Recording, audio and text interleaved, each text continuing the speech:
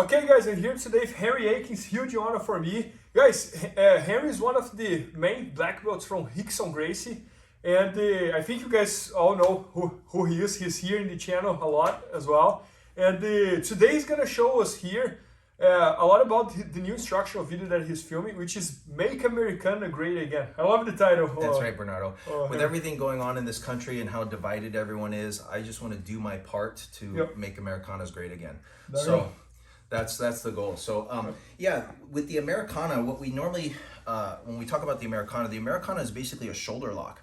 And the shoulder lock happens basically anytime the guy's arm is out, and it's kind of, we do it by pressuring the wrist, putting pressure on the wrist and lifting up on the elbow. That's what really attacks the shoulder. So we have basically attacks at this angle. We consider it Americana, and attacks at this angle is normally like we're thinking about Kimura, or like omoplata is basically kind of the same angle, right? And so it's basically how to attack the shoulder from a lot of different positions. The amazing thing about this type of shoulder lock is it works from the closed guard. You can find it from open guard. You can find it from mount. You can find it from cross-side. And it even comes from turtle when I'm on top and when I'm on bottom. And so that's the cool thing, is just by understanding the mechanics of the attack, we can start to look for it and hunt it in different positions. And so let me just show you kind of like a couple of details with how I do this Americana. And I think we did it a while ago where I kind of showed it from the mount position. And if you lay down, Bernardo, on your back, and the way that I do the Americana, is a little different than what's traditionally taught, because normally what happens is the way that it's normally taught is two hands pushing down on the arm. We pin the arm to the ground, and then we try to come underneath the elbow, right?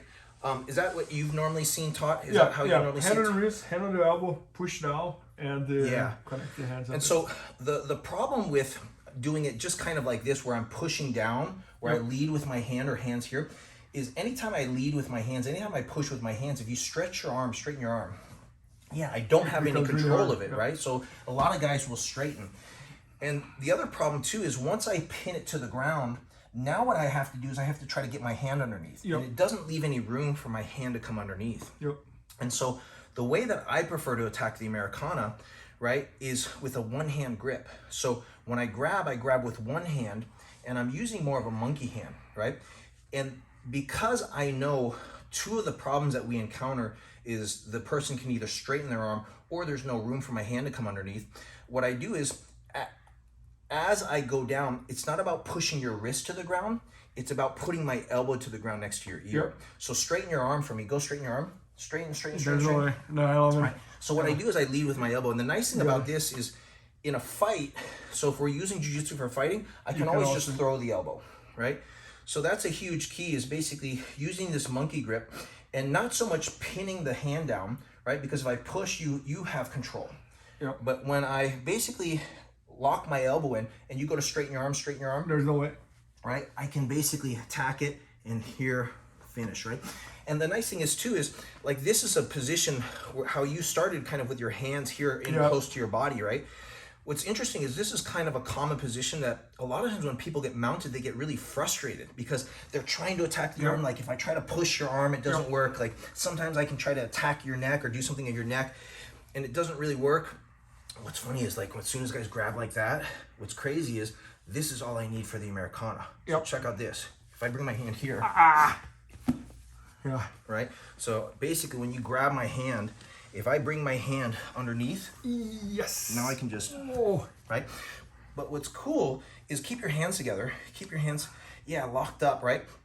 So even with the top arm, so normally when we're attacking the Americana, we usually like to attack the top arm. And so what I do is I start here. I put my elbow right on top of your wrist, and check this out, hold your arms tight. What I do is I start to creep underneath with my elbow. You feel that? Yes, man. Right? It really breaks the grip.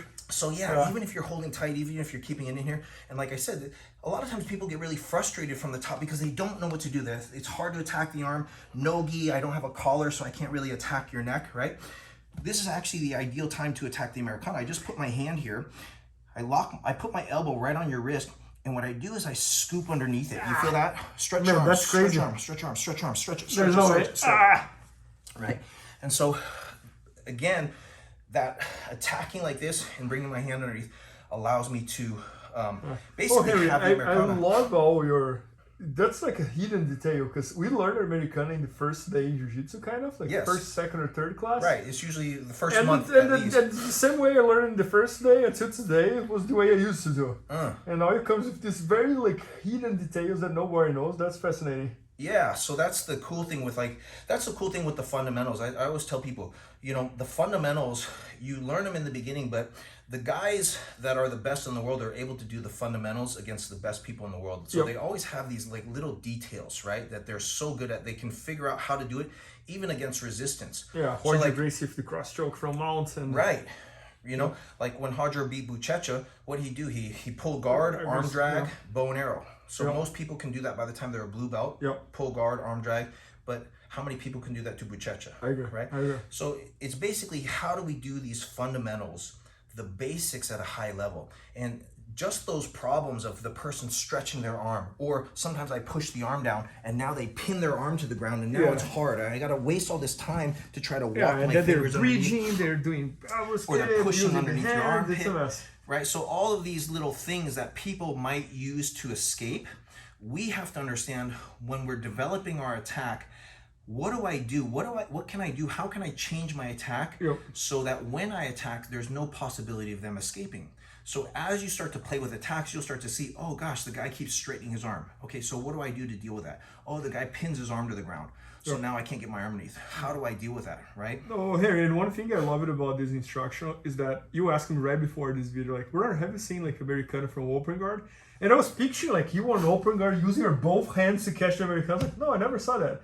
And then you show me what they call like the mirror lock. Yeah. So I love it that you're not showing just the traditional Americanas that you kind of use your both hands. Because most people know it from the, you know, the mount position.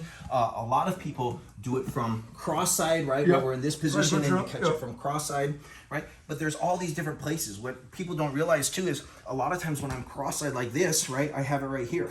So from this, if I catch the leg now, if I catch your arm here, now just by moving my hip, right? And a lot of times when we're holding like this, the cool thing is people try to pull this elbow down because they want to get to their side, right? Because if I'm here on you, it's not comfortable. But if you can get your elbow down and turn on your side, you can breathe a little bit more. So just by having my leg here, when you pull your elbow down, you feel a lot heavier than you are. Me?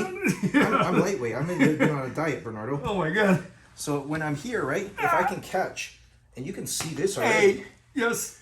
Right? Yeah. So let's show them that mirror lock that we were playing with from the open guard. Right? Oh my god, this guy's heavy. I'm heavy. You know how to put your weight. I'm a lightweight. Well, I have a whole instruction. I think I might be the only instruction on weight distribution. Right? So a lot of times when we're playing guard, right?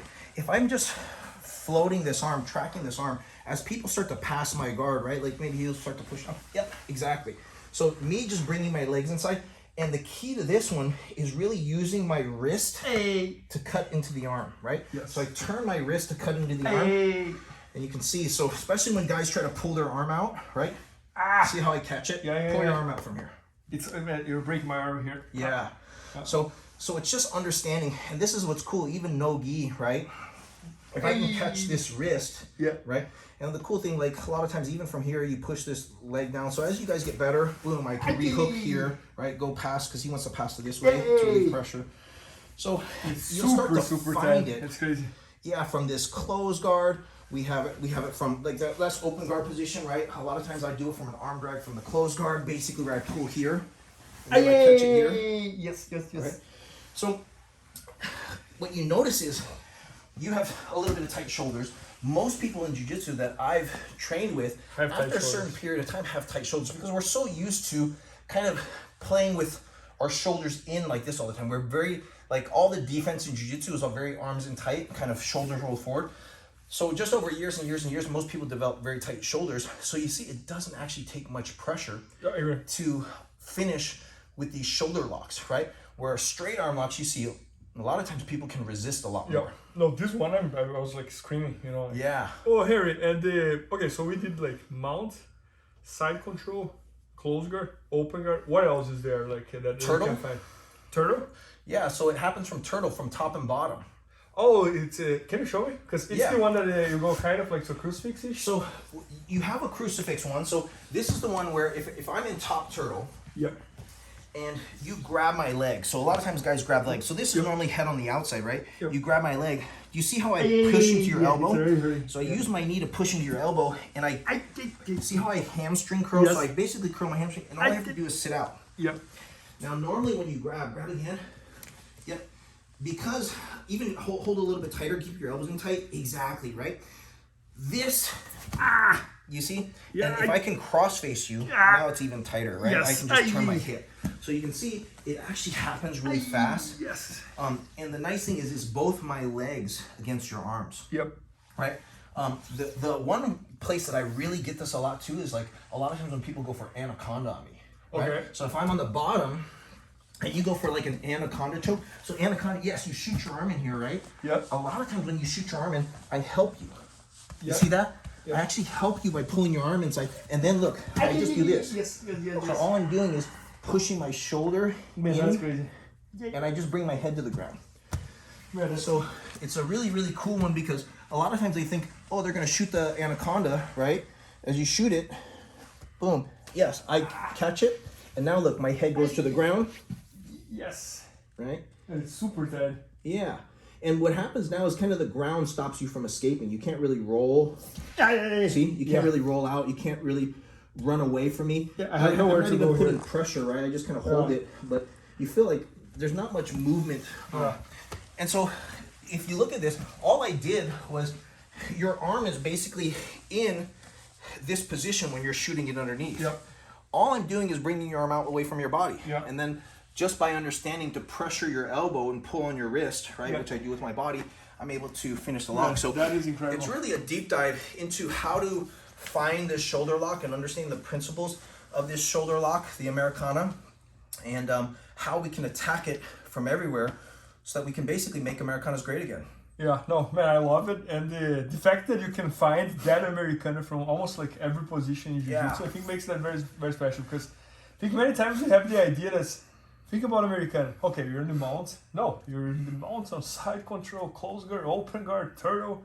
Against single leg, it's so much. It works from so many different positions, so that's why it's definitely a nice one to put some practice into learning and understanding, because we can find it from everywhere, right? And if we can figure out one tool that we have that works from a lot of different positions, that's huge. If you can pick like one move from one instructional video that works really well for you, I think that's like the But guys, make sure to check it out. So Henry did this entire instructional all about Americanas and Americanas from everywhere.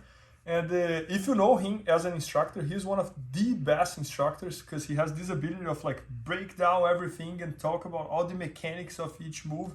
So make sure to check that out. It's going to be at IBJJFanatics.com, and maybe by the time you're watching, it's already there. So and the nice thing too, it works gi or no gi. And you're literally doing half my first instructional no gi here. There you go. No, that's awesome. Thank you, Henry. Thanks, Bernardo. Thanks. Please help me out to grow my YouTube channel. Just click subscribe. And to watch more videos, just click under see more videos. I hope you enjoyed. IBJJFanatics.com. Use the promo code YouTubeFaria to get 10% off any instructional video. Improve your jiu-jitsu faster.